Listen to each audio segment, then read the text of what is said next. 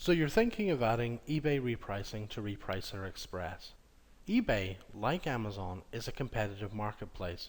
The repricing is nowhere near as prevalent as it is on Amazon. That's why it's even more important to get in now, while repricing can have even more of an impact than it can on Amazon.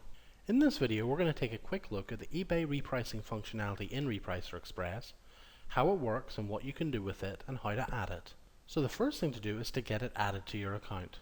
To add eBay, simply go up to Channels on the top of the screen. Adding eBay is easy. Simply go to Add a New Channel and choose which eBay you want to add. At the moment, we're going to add an eBay UK account. Simply click it and it's added. The first thing you need to do is to link it. Click where it says Not Linked to link it. In order to link the account, click Sign In to eBay account. Please note this will open a pop-up, so if you have a pop-up blocker on your computer, you might need to disable it, or when it comes up that the pop-up has been blocked, simply let it through. Once it's been clicked, it'll open up eBay in another tab. Then just log in to your account.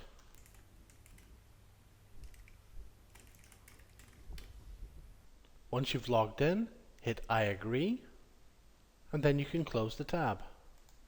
Back in RepricerExpress, click the checkbox to say you've completed the steps and hit Link My eBay Account. Then all you need to do is give your eBay account a name. Normally this will be the name of your store. Now that you've created your eBay account, you're going to want to create a pricing rule. If you want to do this later, all you need to do is go to Repricing Rules in order to bring up the rule screen to create a new rule. When creating an eBay rule, there are two kinds of rules. The first is a formula rule. The formula rule allows you to base your price on eBay on either your min, max, or Amazon price. The second kind of rule, a competition rule, allows you to compete with sellers on eBay who match with your EAN or UPC number. That allows you to beat them by set values and percentages and is much closer to the Amazon rule you're more familiar with. We've got videos that explain each of these rule types. Click on the links on screen now to learn more about each type of rule. Once you've added your rule, you can have a look at your My Inventory screen to see how you're repricing. Both the Channel Overview and the Product Detail tabs allow you to switch between Amazon listings and eBay listings. Now there are several things to point out here. First of all is you could filter your listings. You can choose to return only catalog or non-catalog products.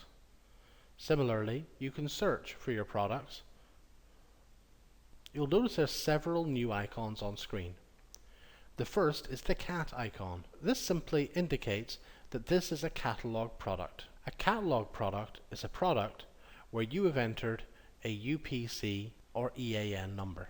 We then use that to compete with other sellers.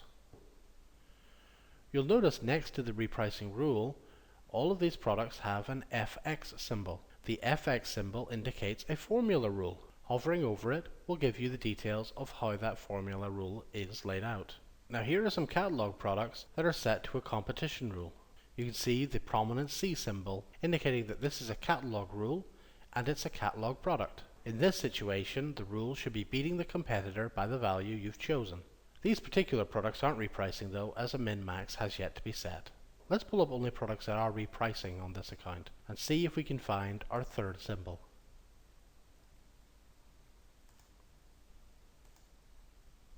Alright, if we scroll down a little, we can find our third kind of product. Here you can see a symbol CX. This basically indicates that this is a non-catalog product but is being repriced with a competition rule. This means that it's the formula fallback part of the competition rule that's being used for this product. If you want to pull up your product price, you'd simply click on your price.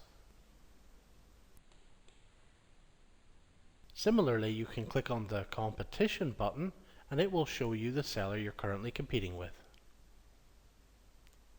This is very handy for seeing who it is you're competing with on screen. Repricing runs throughout the day and allows you to remain competitive against other sellers. Like with Amazon, you don't need to do anything for this to run as long as you've set your rule and your minimum and maximum prices.